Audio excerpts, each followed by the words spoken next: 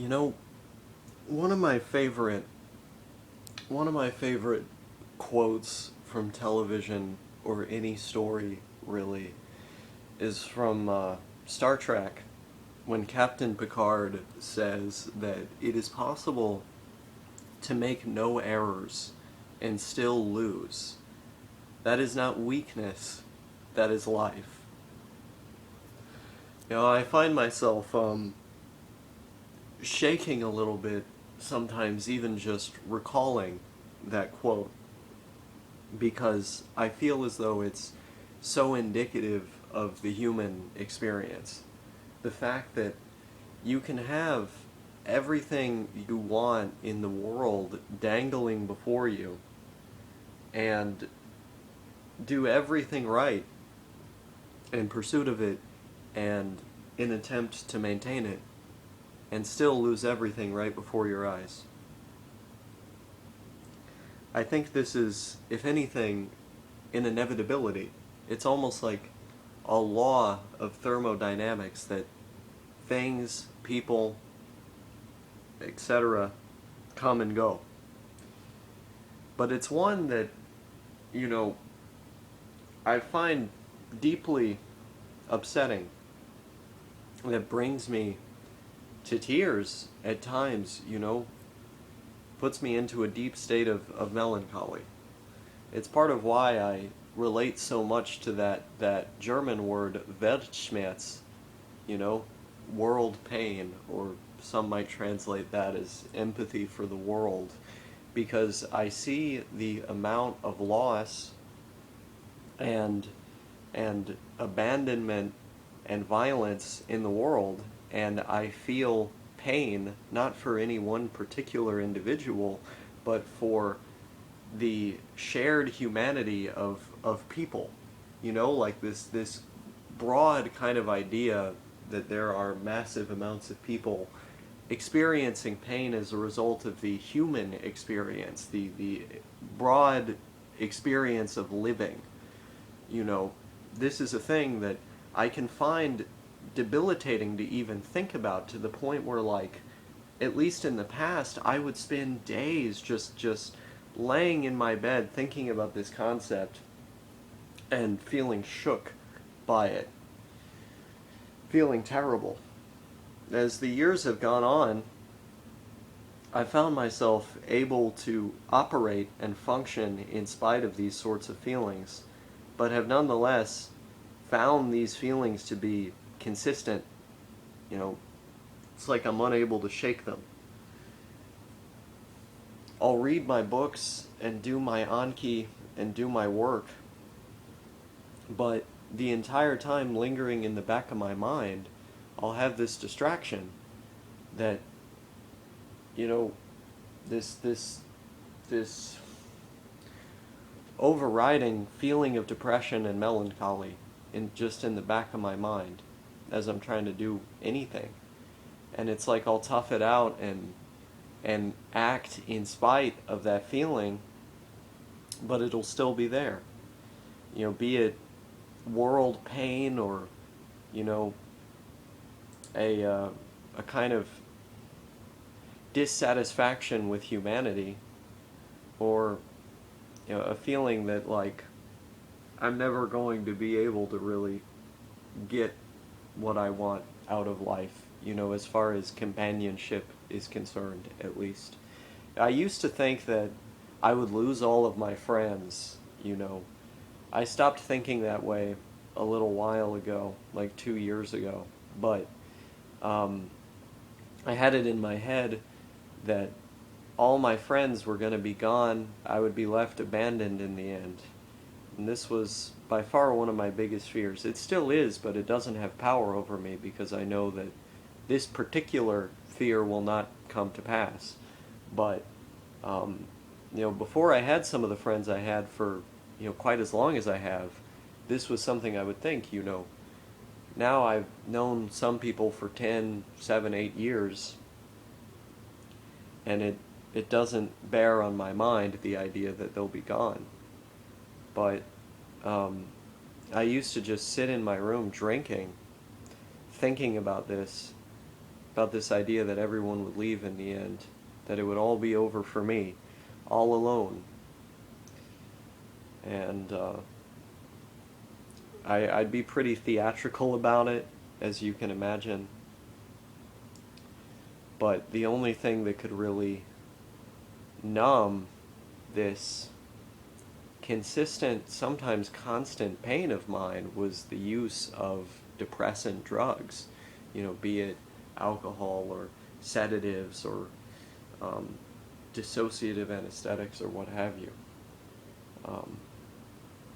These things were how I escaped from my loneliness and, in some cases, self-inflicted solitude, because I would deliberately choose to be alone in my room and not interact with my friends, because I thought that all of my friends were going to be gone in the end anyway, and now wasn't the right time to hang out or to spend time with them, because I could not get over myself in those moments,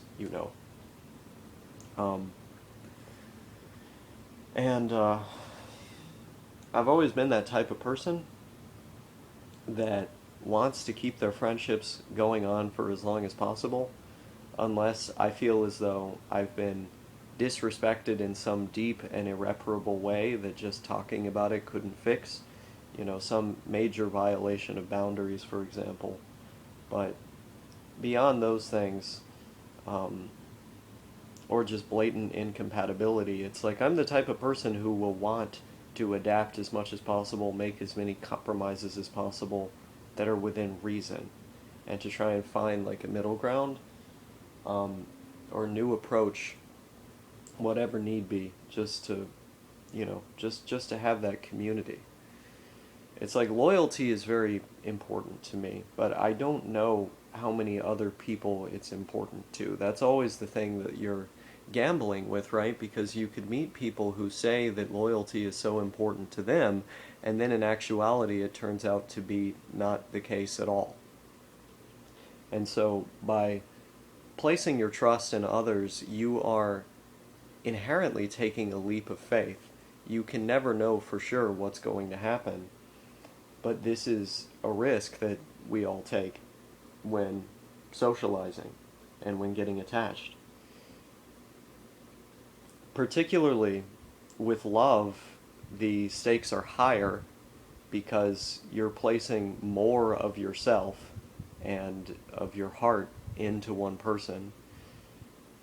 You're becoming more attached. And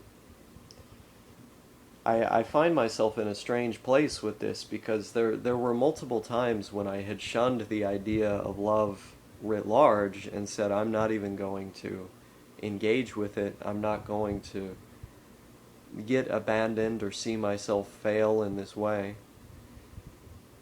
I'm not even going to give it the time of day, because it all ends up being painful in the end.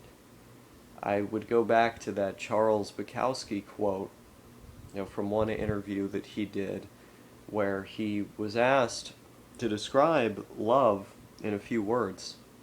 I haven't watched this interview in a couple years, so I think I'm remembering correctly. Not so sure. But he says, if I were to describe it, I would say, it fades away. It fades away. Love fades away.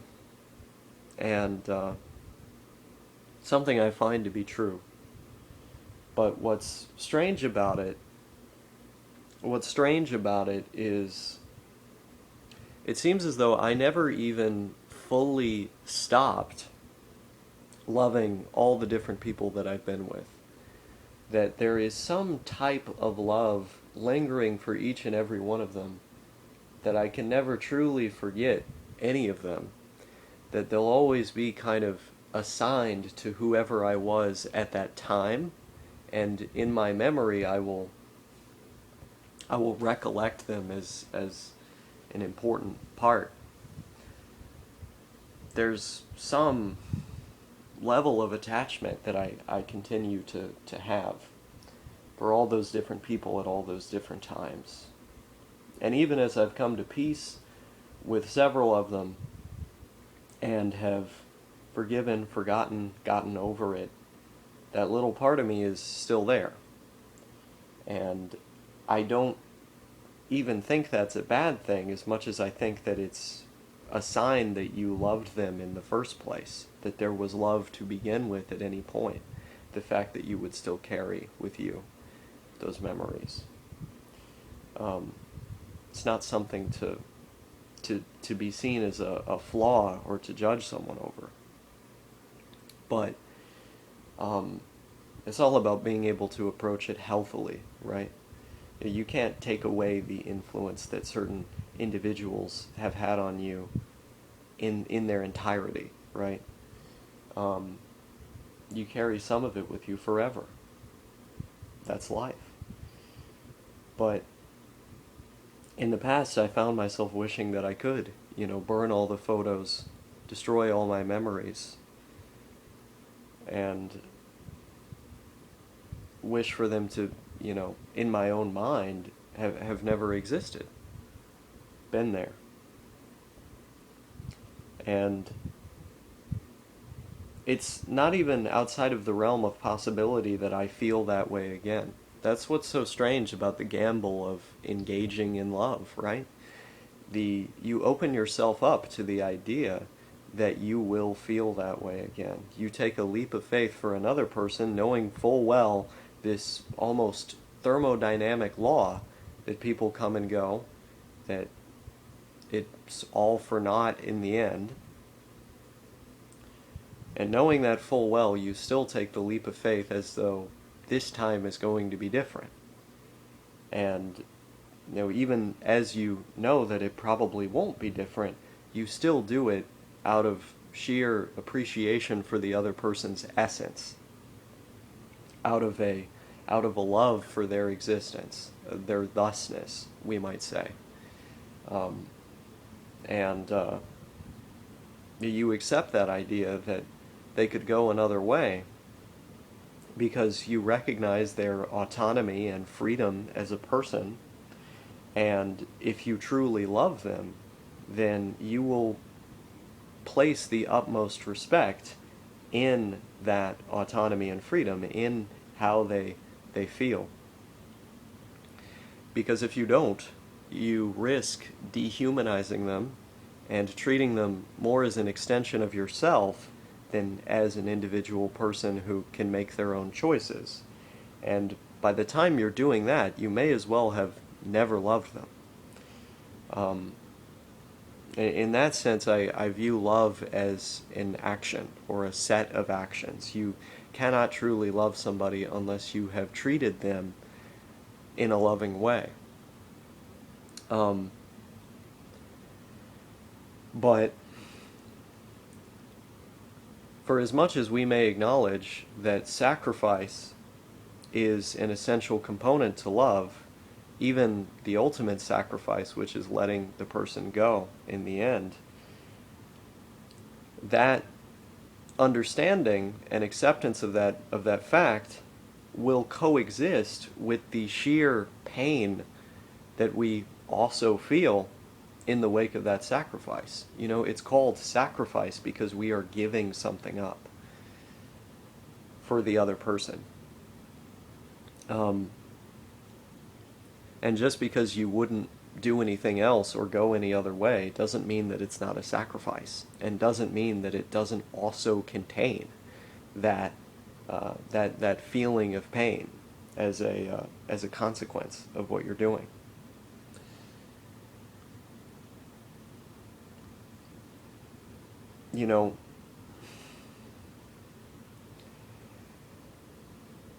I remember watching. I remember watching an episode of Louie.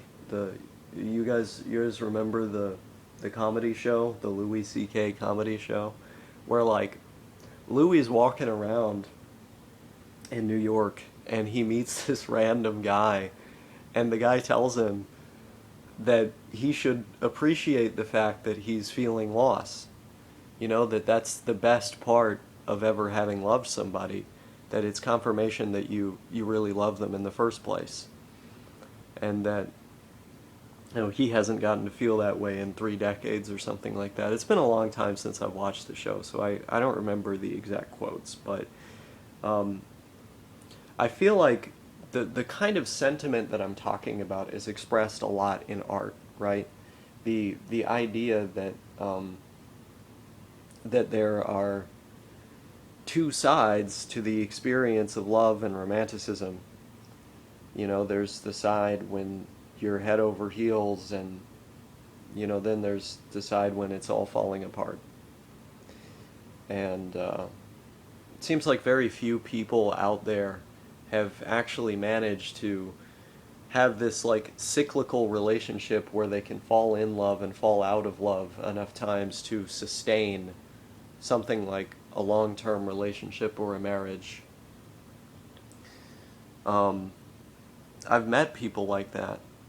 People that got together in high school, they're still married into their 80s, and you can tell just by how they interact that they're so happy together, that they're with the right person, that everything is wonderful between them. And every time I saw that growing up, and I saw it a lot because of the kind of place that I grew up in, right? Fairly conservative small town. I saw that kind of love a lot. I also saw the other kind where it was just people stuck together, forcing themselves to stay together. But this kind of love I'm talking about it's such a beautiful thing, and I don't think I will ever get to experience it. I really don't. Um, and I found myself wanting this for my entire life. My entire life I've looked at those people, and I've kept encountering people like that. You do in the world. And I found myself thinking, wouldn't it be amazing, wouldn't it be wonderful if I had that? But it feels like metaphysically impossible, you know. And if I were to get my hopes up in that way, I'm only opening myself up to further disappointment from the world. And so it seems as though the safer option for me is expecting disappointment, because at least then, if I turn out to not be disappointed, I end up, surprised and happy. Whereas if I expect to be, to have my expectations fulfilled, then when they're not fulfilled, it'll be all the more damaging and disappointing. And so I approach relationships with a fairly pessimistic philosophy, but I virtually never talk about it because it's kind of a melancholic and sad thing to talk about. Like, oh yeah, imagine that over brunch. Like, okay. I can't. Um, it's it also just kind of gets away from the main point of what you're even doing in the relationship in the first place, which is attempting to enjoy one another's company. You're not trying to, you know, get somebody to wallow in your sorrow with you. It's about existing. It's no, you're trying to have fun. You're trying to enjoy life. You're trying to share some experiences with someone else, and make their life better as they make yours better through being yourselves, right? Um, Showing that mutual respect.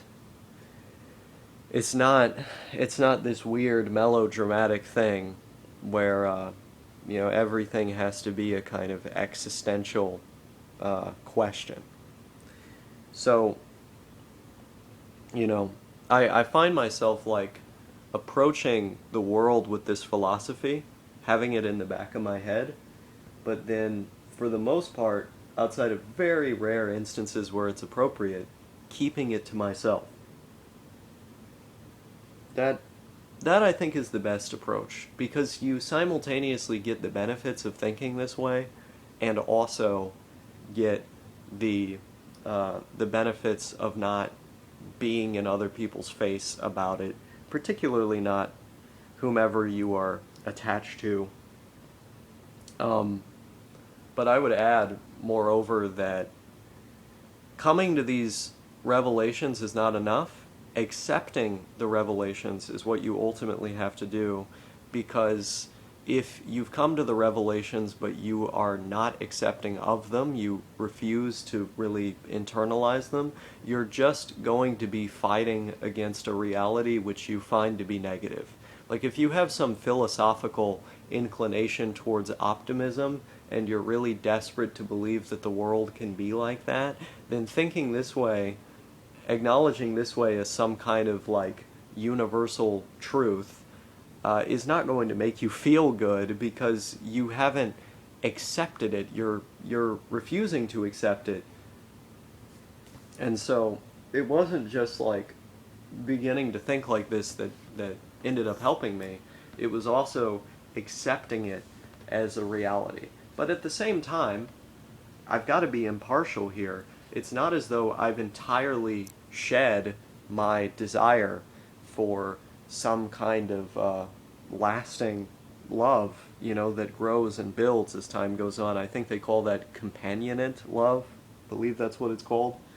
It's not as though I've shed my desire for that. I mean, why the hell do you think that I got married in the first place in what was a very stupid decision in retrospect for many reasons, but why do you think I put my time into that? My soul, my luck, made a gamble in that way. It's because I am a hopeless romantic. I am very emotional and sensitive, and I think a lot about love. I care about love a lot as a concept. It's an important aspect of my life. But at the same time, I have this broader desire that I have sought, and I simply don't believe it can be fulfilled. I really believed for a time with her that she was the one, that we were always going to be together. How foolish was that in retrospect, given how things unraveled? But my desire for that kind of relationship was one of the big motivators as to why we ended up entangled in this now legal predicament.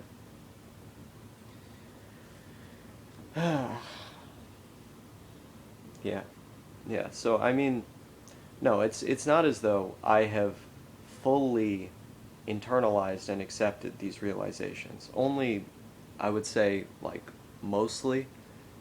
I've accepted them to the point where thinking this way helps me feel more emotionally stable, and I'm not like actively fighting against the world anymore or something. I'm just kind of chill and mellowed out. But also, it's like kind of sad, you know? It's kind of sad. But being sad isn't that bad either, you know? At the end of the day, I always end up being fine. It's not like thinking this way or these facts of life are going to kill me.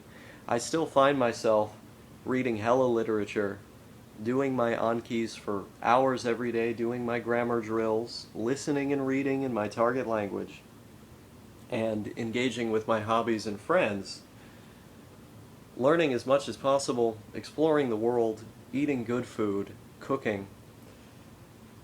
I find myself doing the things that are important, with the people that are important. But this sad reality does stay in the back of my mind, and it's not even so much the fact that I think this way that's making me sad, although, I mean, I imagine it has an influence. It's more that, like, existing kind of makes me sad, right? I remember having a psychiatrist that told me that I have functional depression, the major depressive disorder, but I'm functional. Maybe that's true. Maybe that's true.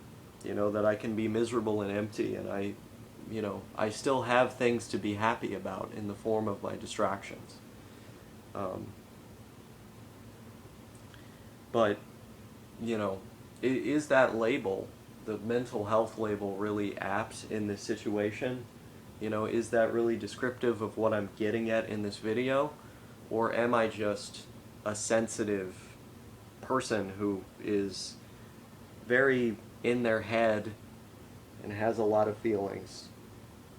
Maybe it's a little bit of both, I don't know. a lot of the time it's a little bit of everything when you try to describe anything complicated. Or maybe it's not really that complicated. Who am I to say? All I know is that I stopped being as theatrical and histrionic the more that I accepted these kind of pessimistic ideas as the world, as inevitable and true.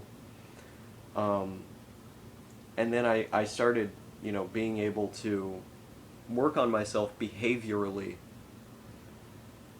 after I did that.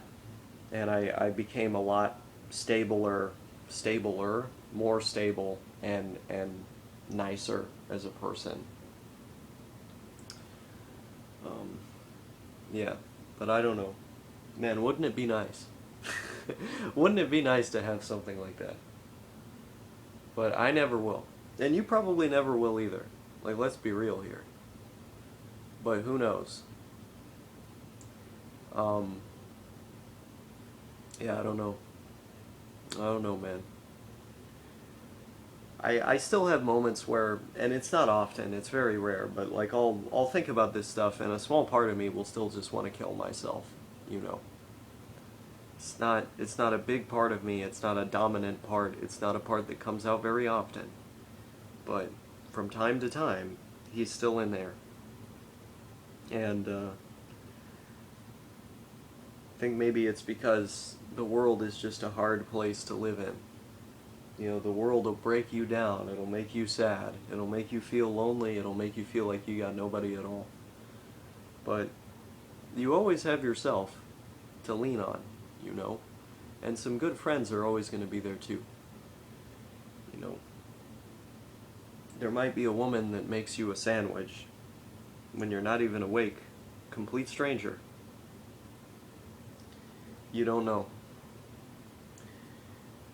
For as much, loss, sadness, abandonment, and pain as there is in the world, there's also a hell of a lot of good, you know, and you gotta look for the do-gooders. You gotta try to be one yourself, an agent of change. That's what I want to be. I want to put out more love and positivity into the world than I take from it.